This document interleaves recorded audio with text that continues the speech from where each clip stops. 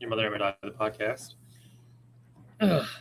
Josh and Jesse doing it again. December the 10th. Pretty cool.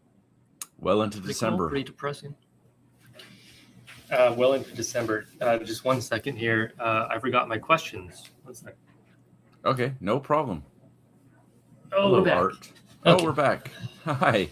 Yeah, it was just over and nothing. Today was the wettest day I've ever experienced in my entire life. Yeah, you must love that as a mail deliverer. I was soaked down to my underwear. Was that because you peed yourself or because of the rain? I could have peed myself and nobody would have noticed. Yeah. Did they give you company-issued rain gear or no? They do give you, all our uniforms are company issued. But I wear like a light spring jacket every day. My own fault. Right. But you live, you learn, as Alanis Morissette said. You live and you learn. How was your day? My day was pretty good, yeah. Just another day, another dollar, as they say. I was indoors, so it wasn't quite as wet as you. Right, but you had to walk to your car. I had to walk to my car. It was fine. Just kind of had a jacket on. Yeah, hair got a little wet. Yeah. I was thinking about the other day, I was watching some GeoGuessr and how sometimes we would play GeoGuessr against each other and we would do like Victoria only sometimes. And I was thinking, like, I used to be really good at that because I would deliver water and see the city a lot. And at that time, you weren't a mail delivery person, but now you are. So I bet you would be pretty evenly matched. Yeah, that'd be an interesting battle. I know you've canceled yours, and I've canceled mine as well. But I canceled mine the day after it told me that, you've renewed for a year. Right. I can't remember if that's passed already. Yeah. But yeah, I'd probably beat you pretty good. Well, we'll have to find that out someday. Yeah. Do you have some fun questions for me? You've curated them, or? I haven't. No, I just ripped them off. I haven't looked, but we'll just read them, and you tell me if they're interesting or not. Okay. I'm good with that. This one's the first two are men of science. Okay. An article marking his 161st birthday said, "Immortality is a dish best served with his invention." The guy in Harry Potter who had the Philosopher's Stone. Oh, immortality is a dish best served with his invention. The Petri dish. You would have never got that. Julian Petri. No, I never would have gotten that in a million trillion years. Don't let his name fool you. This Danish physicist who won the Nobel Prize in 1922 made some exciting discoveries. Don't let his name fool you. 1922 Nobel Peace Prize. Who won that? John Dumbass. Niels Bohr. Bohr. Close. Big Bohr man. Yeah. Musical instruments. It's the next one. Okay. This one comes from December the 7th, which was the day Pearl Harbor got bombed. Its name is from the German for bell play. It's a musical instrument. Glockenspiel. Glockenspiel, the only German musical instrument. Good job. Thank you very much. Do you know poetry much? Do you read a lot of poetry? Yeah, some. James Joyce and all that. Do you know Amanda Gorman? Mm-hmm. Fill in the poetry blank is the category. $200, the easy one. Okay. That is the promise to Glade, the hill we blank, if only we dare. The hill that we is played. The promise to climb. Climb. Yeah, didn't rhyme. Not all poems rhyme. No. And that's a very famous poem about climbing mountains or hills or whatever. Alexander Pope is the next one. Okay, Alexander Pope. A little learning is a blank thing. A little Hard. learning, dangerous. Dangerous. That's it. And then the last one, Percy Shelley is the poet. Look on my works, ye mighty and blank. Look on my works, ye mighty and blank. Bold. Despair. Boy, that was great. I got one right. Normally, if I would have looked at them beforehand, I wouldn't have probably asked you any of them. I got the Glockenspiel, and that guy's name should have been John Dumbass. So I'll talk to him about that. Here's one more for you. This is for tomorrow, Thursday, December the 11th, which is technically today. Yeah. Classic movies. Okay, perfect. This 1942 film ends with the beginning of a beautiful friendship. 1942. Oh, God. Casablanca. Yep, correct. Good job. Never seen it. I've seen it. I don't remember anything about it except that it came out during the war. That's all I remember, and that's the only reason I guessed it. And it has a sled, the Red Rocket sled. Okay. It's a joke because it's like A Wonderful Life.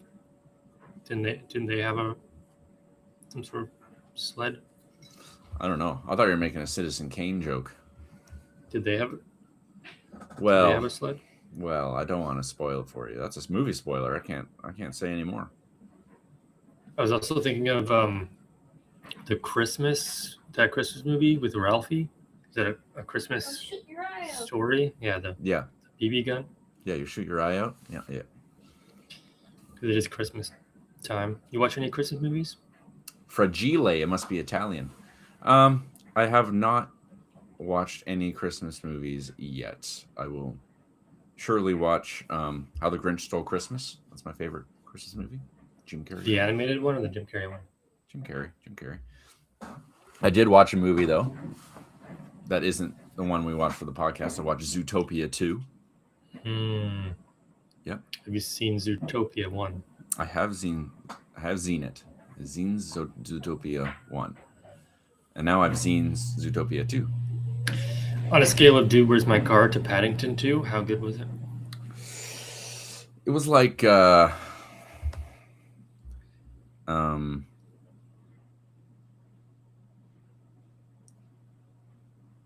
movie that I would like 8 out of 10. Yeah. I can't really tell you what that might be. It's like a Peanut Butter Falcon. It's like okay, good. I was thinking like maybe like a straight story, but maybe like that a little more. Oh no, that's a 10 out of 10. Well, I said 9.5 out of 10, but I should have given it a 10 out of 10. So we did a movie this week, and then next week is my movie, and next week is probably the last episode we're gonna do. Yeah. For the year, so it's got to be a good movie. So I've chosen a Christmas themed movie. Okay. Which we'll talk about later. Have you seen any Adam Sandler Christmas movies? Well, I know of 8 Crazy Nights, but that's not really a Christmas movie, though. It's more of a Hanukkah movie, I would say. But no, I can't think of one he's been in that I've seen. Okay. Would you say that the movie that you picked is a bit more cheerful than the one I picked? 100%. That would be nice. Okay, 100%. good. That would be good. Perfect. Because it's more of a comedy, I believe. So. Okay. Laughs. Okay, awesome. That's great news. Right. You want to jump right into it then? Yeah. Let's do it. You got a funny text? Nope. I'm ready. What did we watch? Oh yeah. Synecdoche.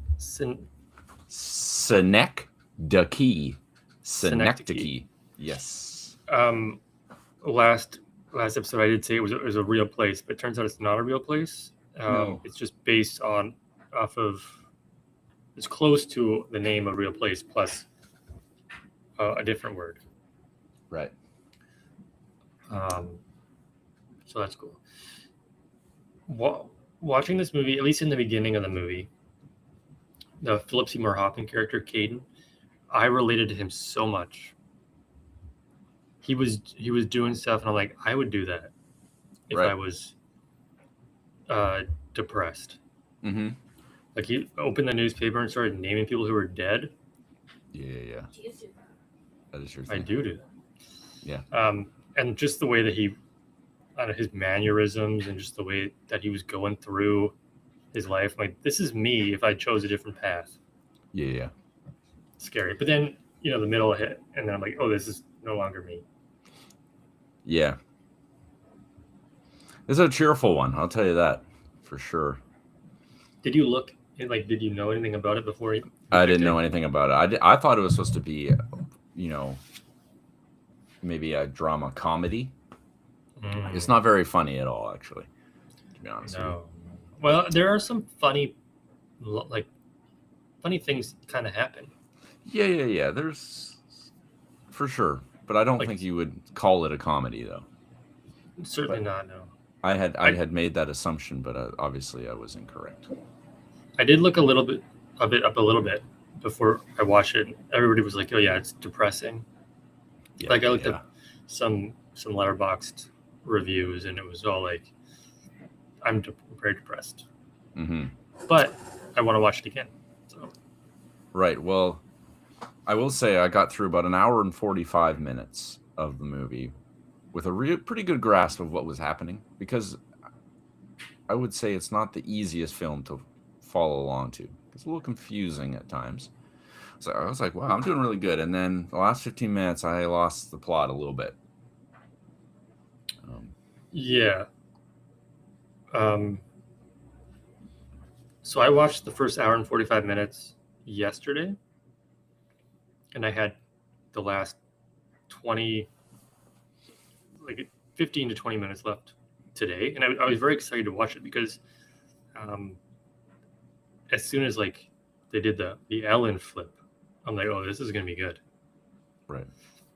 And it was wild. Yeah. Wild turn of events.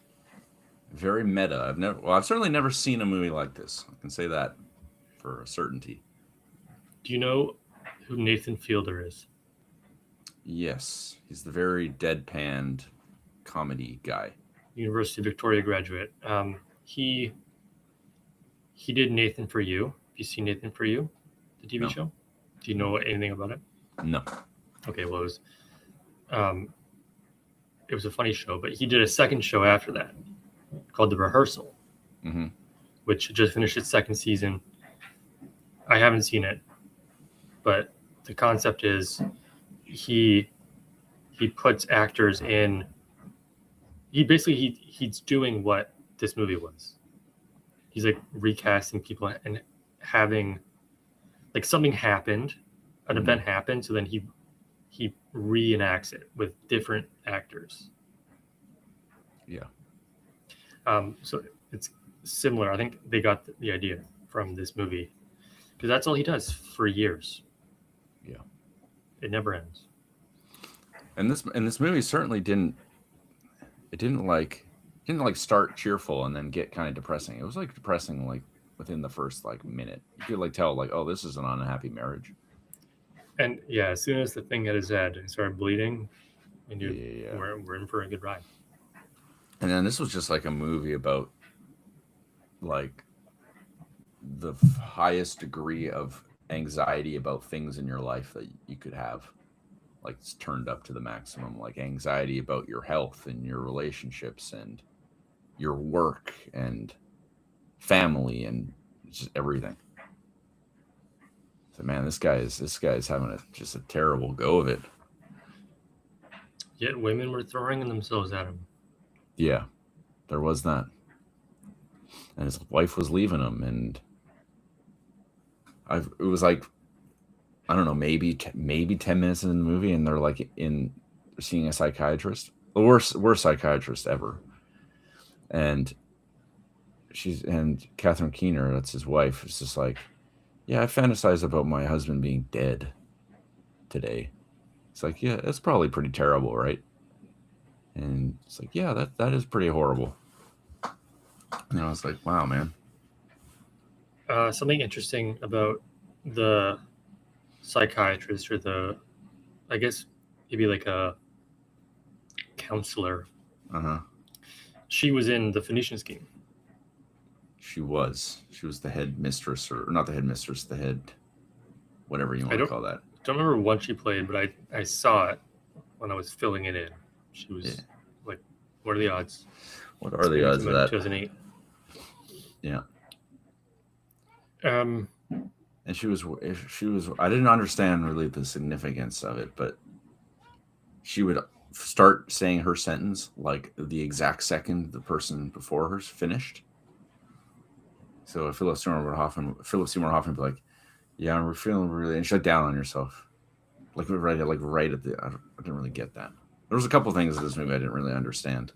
Like that lady who played Hazel, and she like bought a house that was on fire.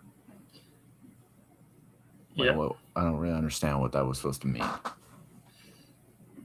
Well, let me read you what Wikipedia says. Okay, sure. I mean, yeah, this movie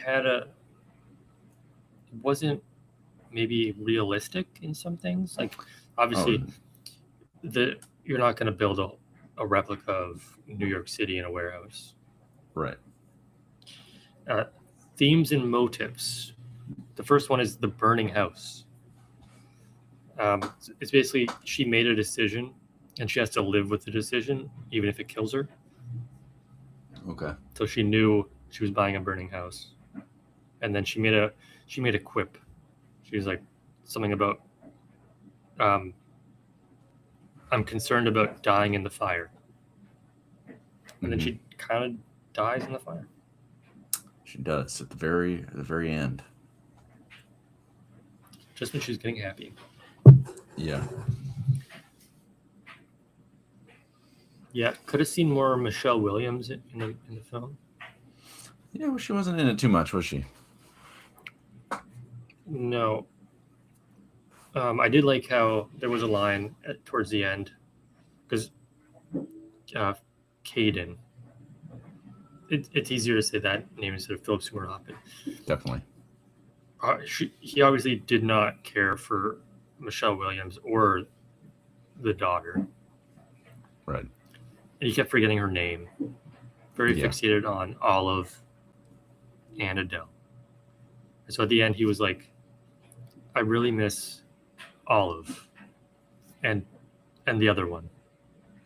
Right. I thought that was funny. There were it wasn't a comedy, but there were some like, there was things that were like absurd that ended up being a little bit like everybody dies at the end. Like, yeah.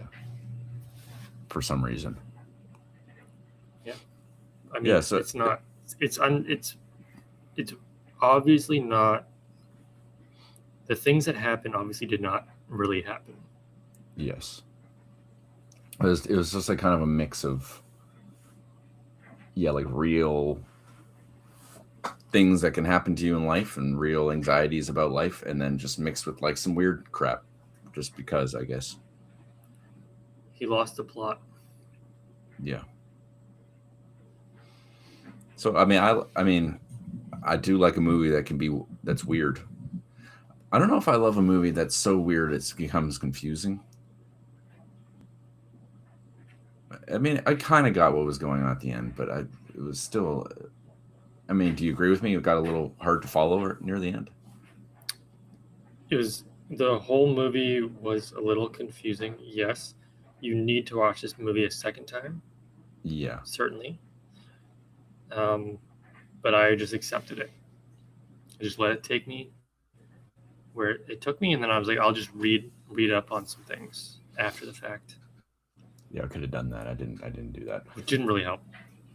Yeah, it's kind of like back to our very first podcast movie, Primer, where I had to watch a video to explain to me what had happened. I don't think I need a video to explain to me what happened about this one, but sort of gave off the same sort of vibes. And Primer was weird. And this one was weird. And also time travel. Primer played around with time. And this one, it was a weird way to depict like how time was passing. It's like, oh, it's been 10 years. It's like, oh, well, it felt like just mere moments. And I guess that's kind of what that's kind of what Caden was experiencing. And then we were experienced it as well. You can tell because he was losing his hair. He was slowly losing his hair. That's right. Yeah, I did like so obviously at the beginning she was a miniature painter. Yeah. So the movie starts small. And then by the end he has his giant city. His art, which is theater. Yeah. And I guess it was funny, like in those scenes with like Sammy and Hazel, and then things kept happening, and then he kept recreating it, like, and then Sammy jumps off the building, and then the first thing he does is he just screams at him, I didn't jump. Did it wrong.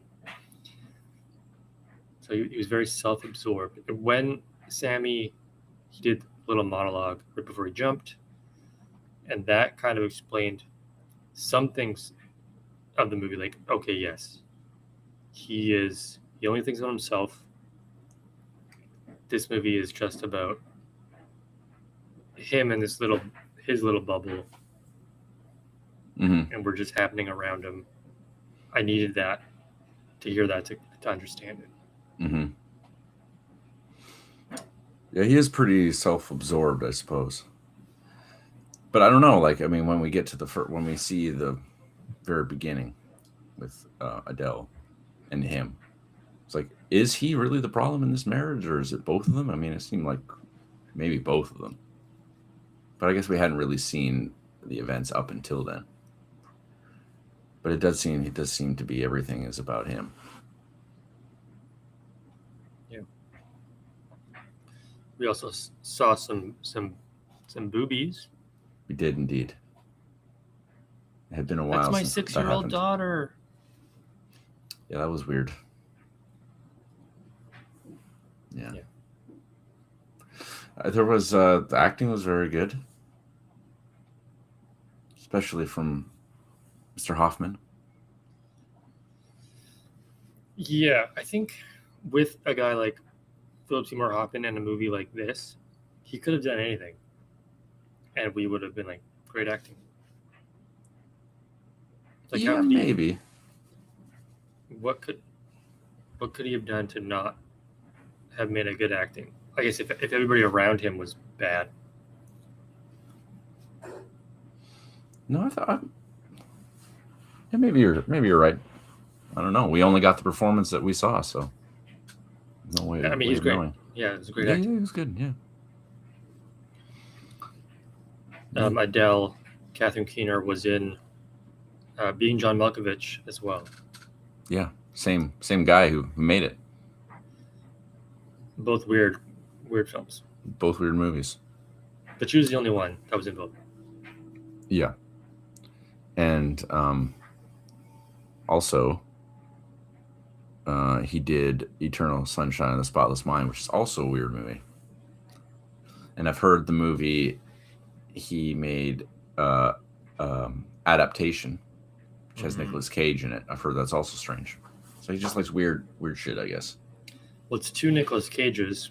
I mean, I'm surprised we haven't done that movie. 2 Nicolas Cages.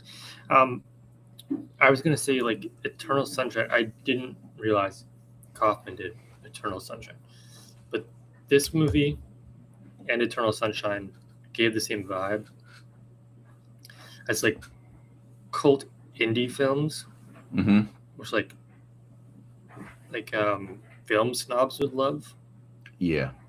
Because this was on a lot of top lists for the year. Roger Ebert loved it.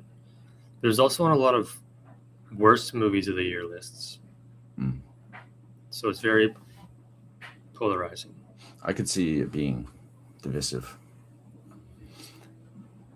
I mean, it's pushing. It's when art kind of gets like to become high art, and then becomes like maybe a little bit pretentious, perhaps. It's like, okay, this is they're trying real hard. I mean, I didn't. There was times where I was a little frustrated with the movie. I guess perhaps it was trying to be a little too much, but I don't know. It wasn't for sure a good movie. Mm-hmm.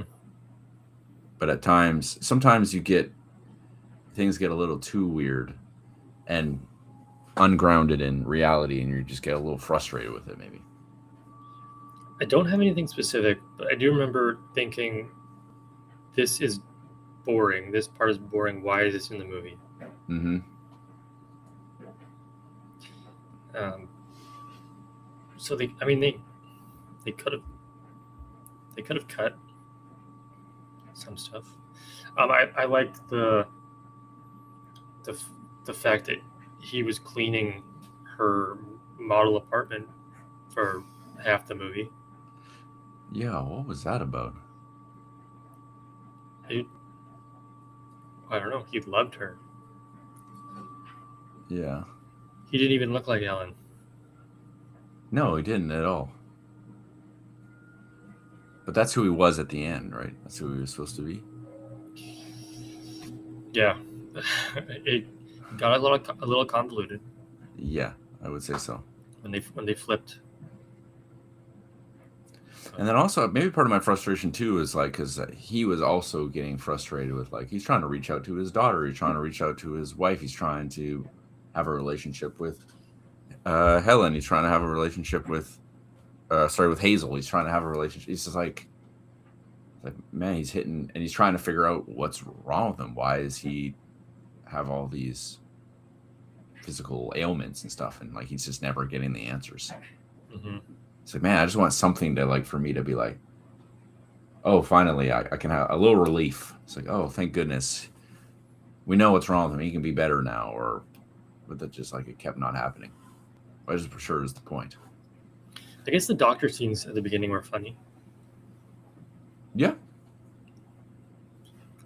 Comedy. Definitely a comedy. Feel-good comedy of the year.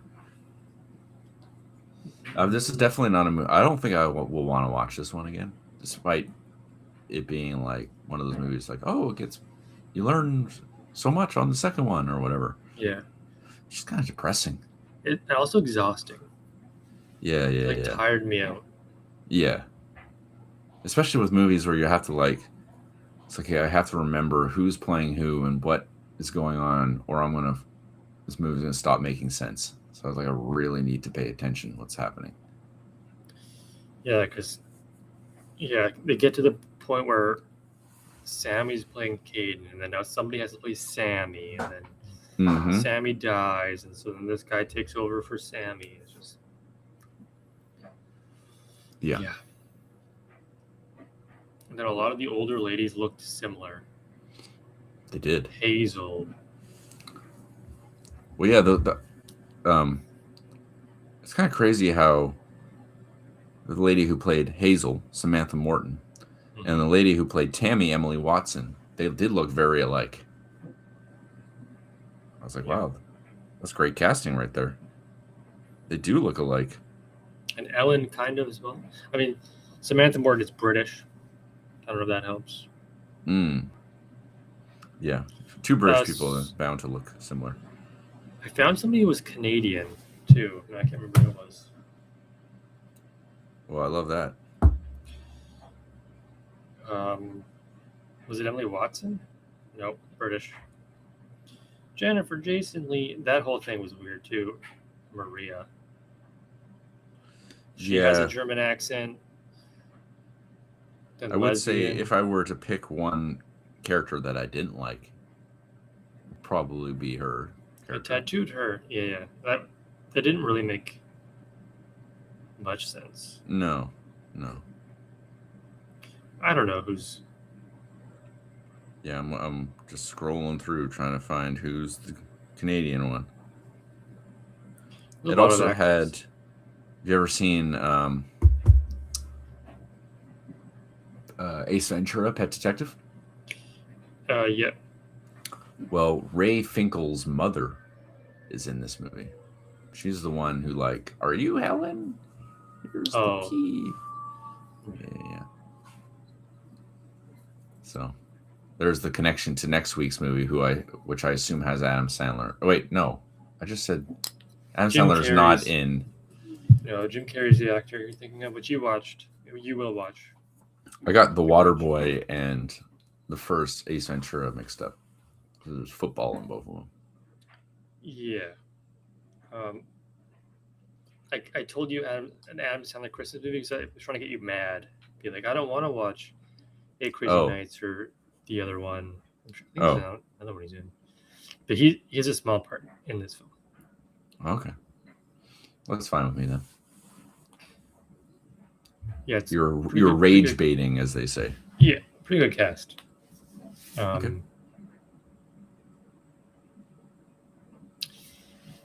Anyways, what else? There is a lot, if you think about it, there's a lot to talk about for this film. Yeah.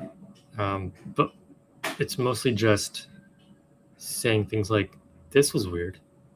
Remember this part? Yeah. What's going on? I agree. Lots of weirdness. It's like a David Lynch thing going on. I did like how everybody died at the end. I think I said that before. But all of a sudden, everybody but 2 people are evaporated. I didn't really understand that. Did they just all die of old age? Or just... Maybe it has something to do with everything's been in his head the whole time. And then since he's close to death, they just died first. And then he just walks out to die. But then they were also saying, like, when he was reading the newspaper, like, oh, there's some new disease going around. And then, like, at one scene, like, the military were just kind of roaming the streets. And then you could hear, like, the radio in the background kept talking about some sort of... So maybe they all died of whatever that was. Maybe, but years had passed. That's true. And then him at the earpiece at the end, he was being told what to do. Yeah. That might have a connection to schizophrenia. Mm-hmm. So another ailment for him. And there was, I guess, like, there's different kinds of weird, I suppose. There's a weird just to be weird, and there's weird, but it also, like, has a meaning. But, like, some of them I just didn't understand. Like when Hazel was like, "Oh yeah, I have kids. I have twins." They're like, "Oh, what are their names?" And then she says 3 names. Well, it turns out she has triplets, not twins. So, like, why did she say twins? Right. I do remember hearing 3 names and thinking maybe she was talking about her husband. No, but then in the next scene, you could see all 3. You could see all 3 kids. Yeah. I was like, well, why did they? I don't know.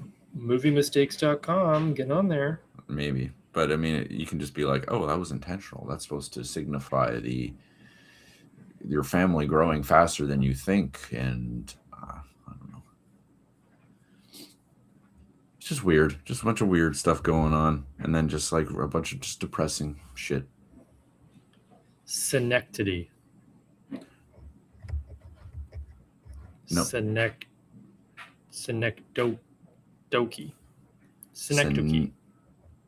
Yeah, that's better. Synecdoche. Synecdoche, I think is how it's supposed to be pronounced. Yeah, weird film. But I'm happy that we watched it. Yeah, you got to watch a depressing movie every once in a while, and then make you appreciate the happy films a little bit more. Especially around the holidays. Yeah. The weather like it's been. I want to watch a dark, emotionally draining movie. Yeah. If someone's like, man, I need a movie I can really yearn to. I was like, oh man, you're a real yearner. You should watch Synecdoche, New York. That'll really fulfill those feelings. Yeah, I just broke up with my girlfriend. What's a movie I can watch? Watch Synecdoche, New York. It'll make you feel like everything is pointless. I know a guy whose DVD you can borrow. Yes. It got to about like an hour and 20 minutes in, and it's skipped a little bit. That Maybe was the that's why best part? somebody done it. Well, that's when he was like visiting his daughter, who was old now, and her like, Right. Old ta- now. yeah, and her like tattoos were falling off or whatever. They got infected. Yeah. But then she didn't. She died later. And then Adele died. Yeah. Very confusing. You have to pay attention. Things happen in this movie. They just like a one line, and then it's over. Yeah. If you're like a film student and you're like, man, I need a movie that's really going to challenge me and really just be profound, you're in that sort of headspace, this is the movie you want to watch. I think, because I was not to brag or be better or anything, but I did take film classes. Yes. And we did, I believe we did watch clips from this movie and talked about them for some reason. So that they do use this film to teach. That does not surprise me. But what are they teaching? I don't know. Just how to be sad and shit, man. That's it. Okay. Well, shall we get to the scores? Let's get to the scores. Let's do that. Okay. How did you feel about the acting? The acting was good. Yeah. For sure. Philip Seymour Hoffman, I enjoyed his performance. I really enjoyed the lady who played Hazel. I mean, those were my two favorites, I would say. I wouldn't say all the performances are perfect. I didn't like the Maria. Jennifer Lacen. Yeah, can't say I was crazy about her performance, but I mean, it could have just been the writing. Maybe she did the best she could with the character she was given. I don't know. But I mean, overall, it was good. So maybe I'll go acting like an 8. Yeah, I mean, this is a movie that was weird, right? So it didn't matter what anybody did. They were acting the way the movie was going. So it's hard to kind of judge. Philip Seymour Hoffman was great. He was the only one that needed to be great. Everybody else could just been themselves. Didn't matter. So I'll base this off of Philip Seymour Hoffman and Philip Seymour Hoffman alone. Okay. 9 out of 10. He's great. It was a great performance. Great actor. Yeah. Hunger Games. Yep. He's in that. Ending. I'll do ending. Okay. It was interesting. I did get excited. I looked forward to the ending. Not because I wanted the movie to be over, because I was wondering how they were going to get out of this. I figured he would die. But how? I was surprised. I didn't see it coming, which was a plus. It didn't really have a circle moment that I can think of. But the whole like him and Ellen switching places and then having her in his ear going through his cleaning, his life was interesting. I didn't hate the ending. I liked the ending. And then she told him to die. And then it faded to white for some reason. And that was it. And then you just kind of sit there and like, I don't know how to feel. Right. What was this movie? I don't know what I could have done to make it better. Maybe Olive comes back and like they have a hug. You found me. I'm alive. 6 out of 10 for ending. I did find the ending a little weird, but the whole movie was. Yeah. I like that it wasn't a happy ending, really, but there was like the only moment of happiness was like within the last 10 minutes where like where he even says like, oh, the happiest night of my life was when I was with Hazel the night before she died, and everything seemed like kind of normal for a few moments. It's like, oh, look, they're having kind of like a normal conversation. They're just kind of like seem happy to be around each other. And now she's dead. And then he just kind of slowly fades away. And yeah, I don't know. They had to end it some way, I suppose. And they ended it in a way that fit the tone of the rest of the movie. So I don't know. I thought it was fine. I give it let's go with like a 7. It's fine. To be fair, he was fading away from the very beginning of the film. It's true. Maybe that was the point of it, to show that like you're dying at all times of life. You're always dying. Well, he said that to all the actors when he was like prep talking to them or whatever. It's like everyone here is gonna die. Yeah, like some of the end comes from the beginning or something. Okay, how did you feel about the film overall out of 10? You don't have to do it, but on a scale of Cars 2 to Godfather 2. On a scale from Cars 2 to Godfather 2? Is that what you're asking me? I'm just thinking of sequels. Yeah. Okay. Those are the first 2 sequels I thought. I'd give it like a Home Alone 2. Mm-hmm. Yeah. So to put that in terms of 1 to 10, I'd give it a 7 out of 10. Okay, I did like the movie. It was well acted. It was interesting. Nothing like I had seen before. I would warn anyone who wants to watch this to be mindful that it's a depressing film.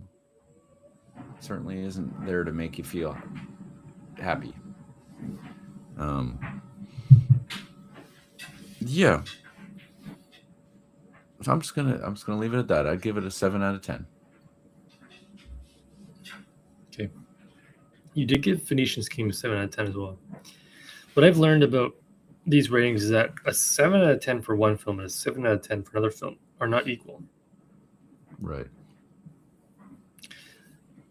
Earlier I said that this film, much like Eternal Sunshine, is for indie film snobs. And I liked it. I enjoyed the film. Because it was weird. And it made you think. Yes. Unpredictable. He kept building and building and building, and you got actors to act in this never-ending play, and there's never an audience. It was weird, but I liked it. Great acting. 8 out of 10. 8. I knew that's what you were going to give it. Yeah. Interestingly, we go 2 4s. The city went 5 and a 3. Yeah. It's easier to make your hand like this. That's just your hand just does that. This is like it's tough. Or German 4. Synecdoche. Perfect. New York. Synecdoche, New York. That is our 38th movie of the year, which brings us to our 39th movie of the year, which will tie our record for most movies in a year. Nice. With our first year. Nice. We were productive this year. Very productive. Yeah, nobody traveled. Nobody got sick. Oh, we just kept rolling. So next week is basically Christmas. Yeah. Have you done your shopping yet? Finished that? Not 100%. You gotta hurry up.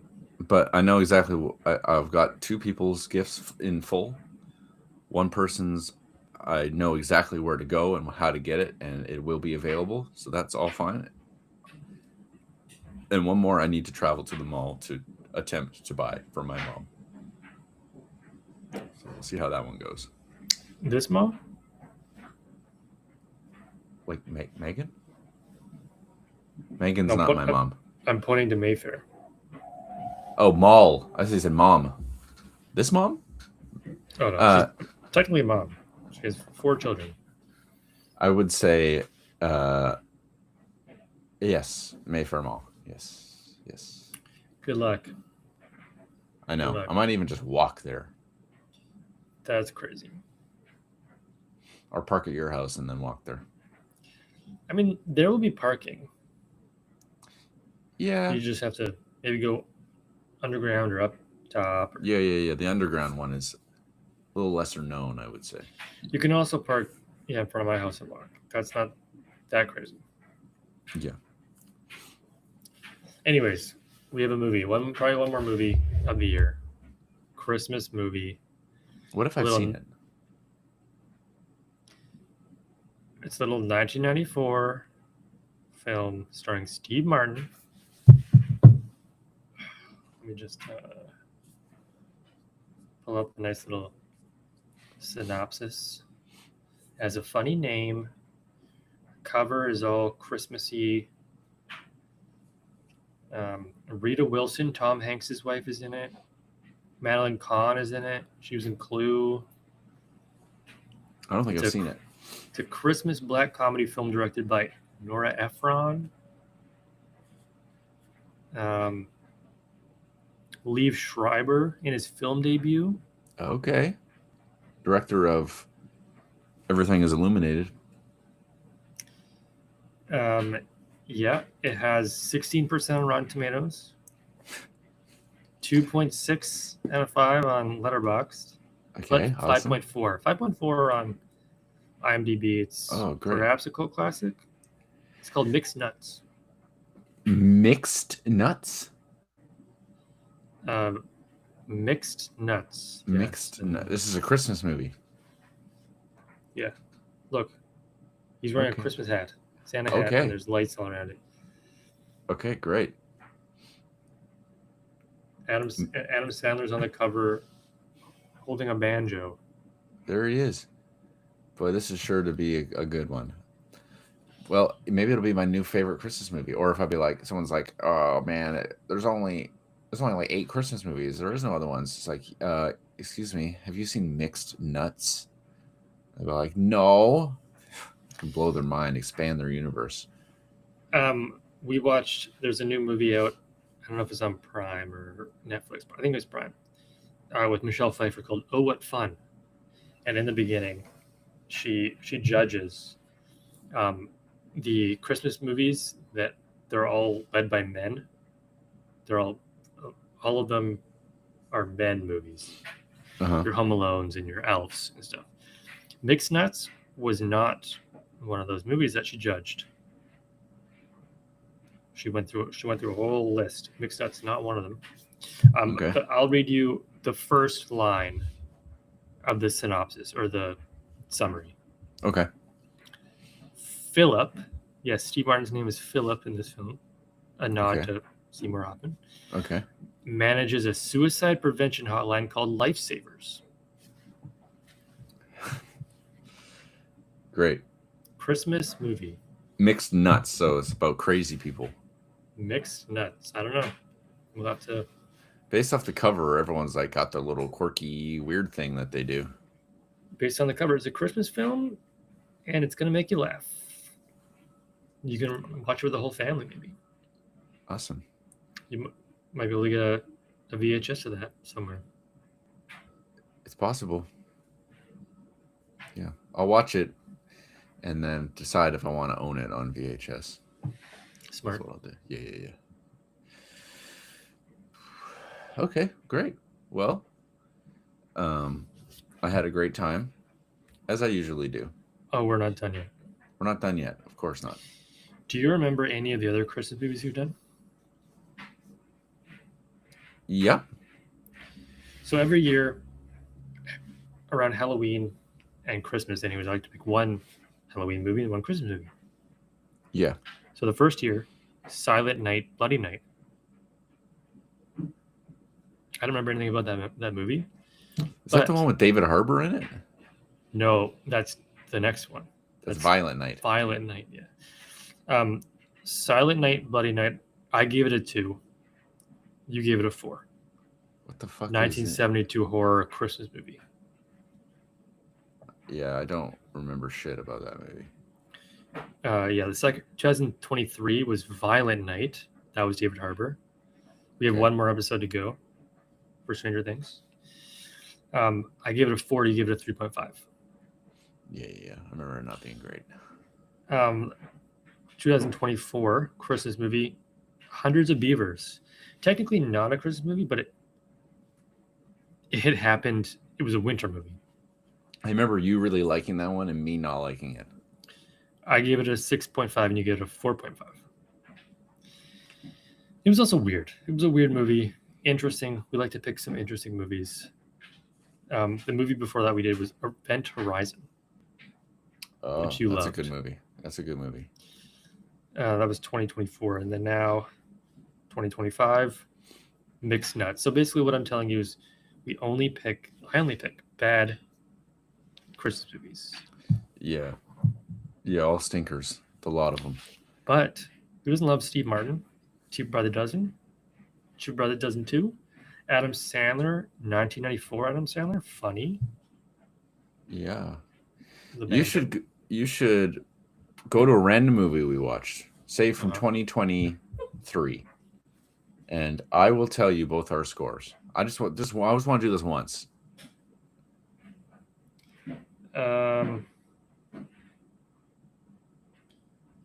Idle Hands. Okay, I remember kind of liking that, and I remember you kind of not liking it. So I guarantee my score is higher than yours. Correct.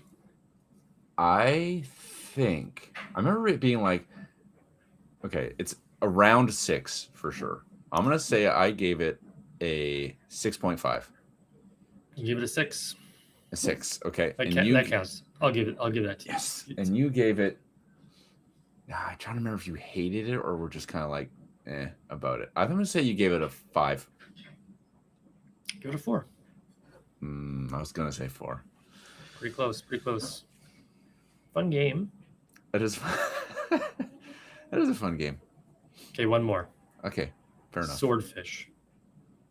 Okay.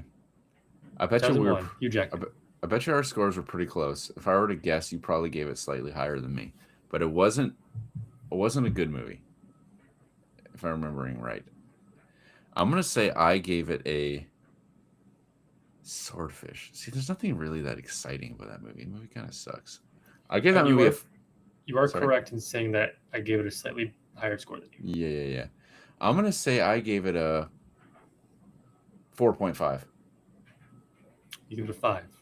5. Okay. And you gave it, well, either a 5.5 or a 6. Correct. Yeah. I'm going to say, 6. 5 and a 6. Yeah. Pretty good. Thank you. I feel pretty good about that. And that ends the show. Show. That'll have to be a segment we revisit. Ended on a high note. We'll talk, maybe next week we'll talk about the year past, the year in review, 2025.